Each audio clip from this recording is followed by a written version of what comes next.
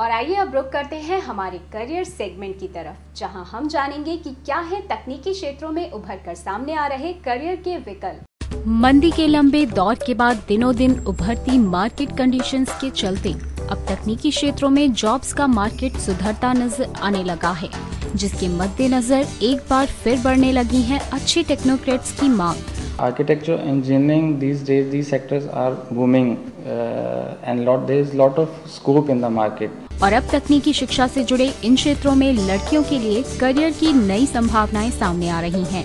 Computer मेरा passion था और मुझे कंप्यूटर में आगे जाना था और मुझे अपने ऊपर विश्वास था कि मैं जैसे बिल गेट्स ने एक प्रोजेक्ट बनाया, मैं अपना एक प्रोजेक्ट बना सकूं और मैं अपने आप इंडिया को दिखा सकूं कि मैं कुछ बन सकता हूं। पहले हम लोग ये सोचते थे कि लड़कियों को बेसिक एजुकेशन देने से ही काम चल जाएगा, लेकिन बाद में तो हमें ये लगा कि जो वुमेन फोर्स है उसको हम पूरी तरह यूटिलाइज नहीं कर रहे, तो उनको टेक्निकल एजुकेशन देना बहुत ज़रूरी है ताकि वो आदमियों के साथ कंधे से कंधा मिला के सहयोग कर सके।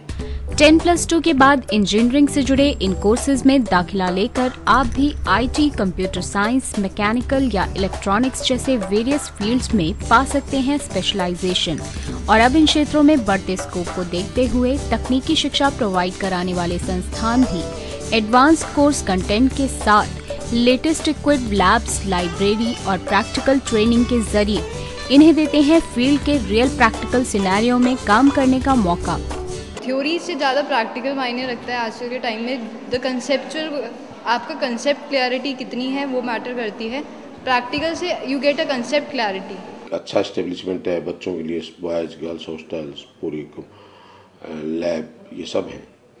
आगे मेरा ये भी विजन है कि एक ऐसी रिसर्च सेंटर भी बनाओ जो कि देश में नाम हो, सरकार का भी, ऐसे साइंटिस्ट भी हों, इन सब का सहयोग चाहिए। जो एक सेइंग है कि when I read I learn, when I do I understand, ये कॉन्सेप्ट किसी भी इंजीनियरिंग स्टूडेंट या टेक्निकल स्टूडेंट के लिए मस्ट है फॉलो करना।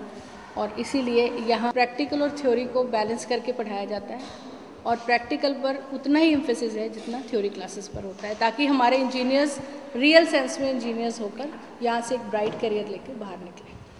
बदलते दौर और मानसिकता के चलते आज बेहद चैलेंजिंग और टफ माने जाने वाले तकनीकी क्षेत्रों में लड़कियां भी बेहद तेजी से अपनी पहचान बना रही हैं और इन कोर्सेज को ऑप्ट करके अब इनकी तैयारी है देश के विकास का हिस्सा बनने की।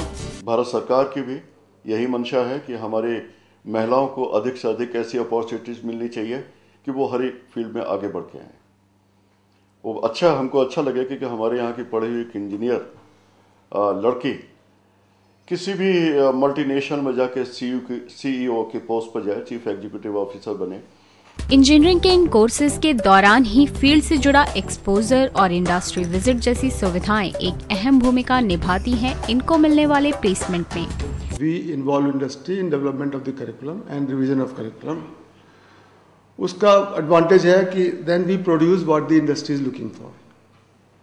और उसी के रिलेशन में हम समर ट्रेनिंग कराते हैं। पहले साल के बाद 2 महीने की summer training is part of the course.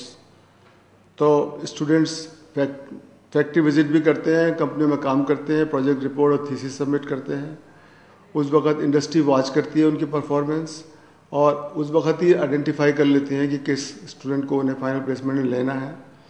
तो अगर विकास की इस दिशा में आप भी देना चाहते हैं अपना योगदान और पाना चाहते हैं एक ब्राइट करियर, तो आप भी ऑप्ट कर सकते हैं इंजीनियरिंग के इन वेरियस फील्ड्स को।